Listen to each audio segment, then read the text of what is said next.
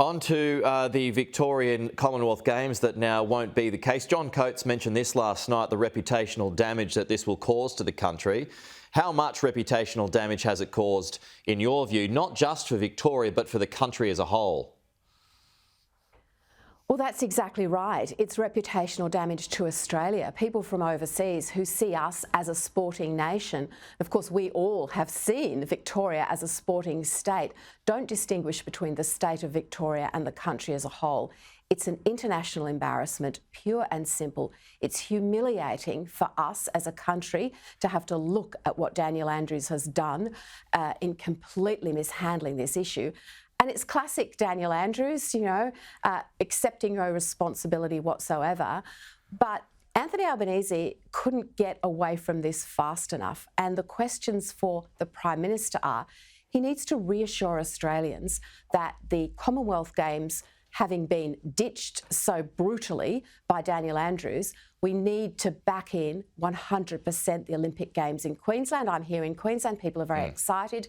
Well, there's no doubt about that. Premier Anastasia Palaszczuk said there's no doubt about that. Well, let's hear from the Prime Minister. Let's hear from the Prime Minister, and let's also hear from the Prime Minister about what he's going to do to restore Australia's reputation.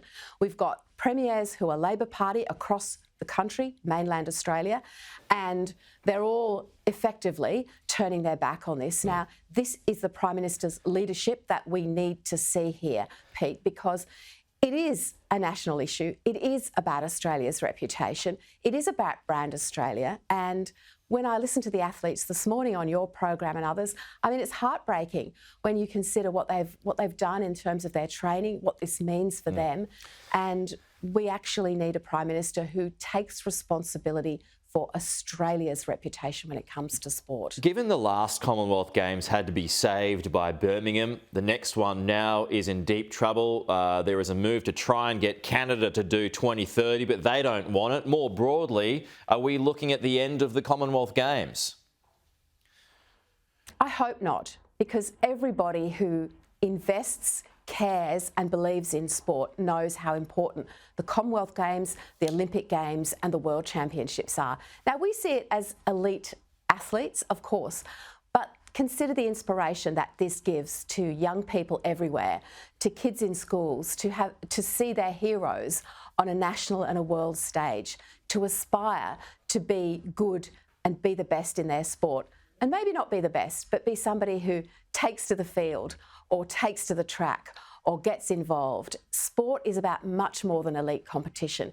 It's about activity. It's about activity in our schools, across our communities, and the involvement of families in every single step of that. So final one here. I think it's really important, as I said, that... Yep.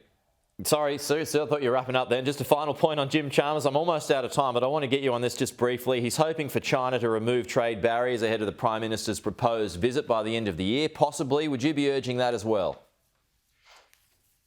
Well, we wish the government well with this, but we also know they have to take into consideration the bounty on an Australian resident, journalists detained in China, and always backing in and protecting our national interest, not taking a step away from that.